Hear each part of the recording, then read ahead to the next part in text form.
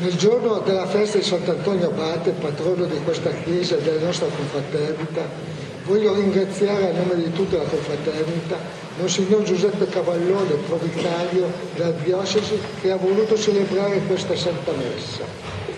Un doveroso ringraziamento a Monsignor Vercelli e a Monsignor De Grandi, che hanno presenziato alle funzioni del Triduo. Un caro pensiero a Monsignor Icilio Grossi, cappellano della confraternita, che non può essere presente per disposizione. Ha 97 anni e ha dei problemi di deambulazione.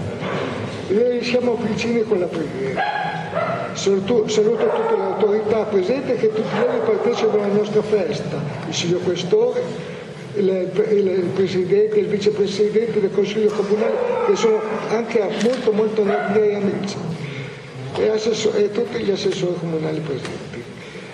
Nei primi mesi dell'anno abbiamo portato a termine il primo lotto degli interventi riguardanti il restauro della nostra macchina processionale rappresentante Cristo che porta la croce, sia del basamento facendo ritornare visibili i colori regionali del 1700 e delle 4 lanterne votive presenti ai piedi della scultura Livia, grazie anche al contributo finanziario della Fondazione Cassa Risparmio di Vercelli.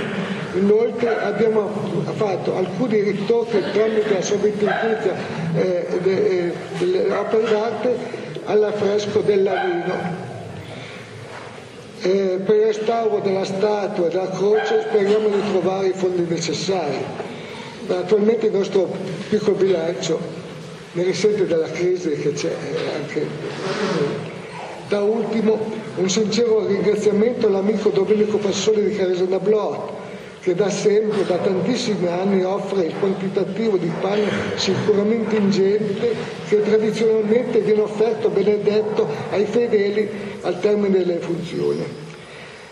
Diamo il benvenuto al gruppo del PASPA, Patronato Assistente Spirituale delle Forze Armate, che hanno scelto dal mese di ottobre la nostra Chiesa Confraternita per le loro funzioni religiose e spirituali celebrate dal cappellano militare.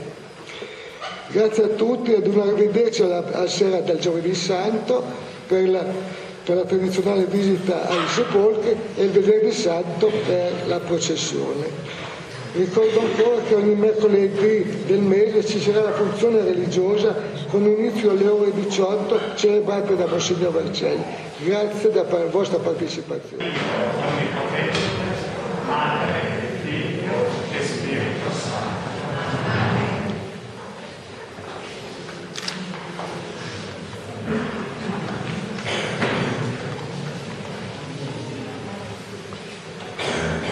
Dio ha creato l'uomo e lo ha posto sulla terra perché esercitando il suo dominio su tutti gli animali celebri la gloria del suo creatore. Uniamoci al cantico delle creature e diciamo insieme: quanto sono grandi le tue opere, Signore. Sii benedetto, Signore, che hai messo gli animali a servizio dell'uomo come aiuto nella fatica quotidiana. Sii benedetto, Signore, che per mezzo degli animali domestici ci doni sollievo e compagnia. Sii benedetto, Signore, per tutte le creature che ci invitano a cantare la tua lode.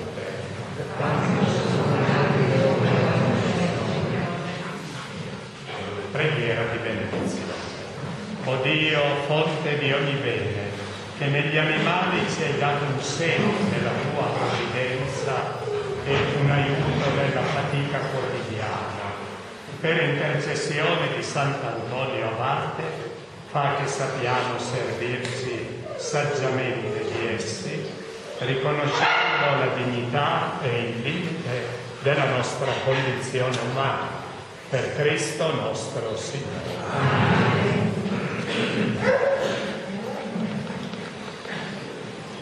Ravviva in noi, o Padre, nel segno di quest'acqua benedetta, l'adesione a Cristo primizia della creazione nuova e fonte di ogni benedizione.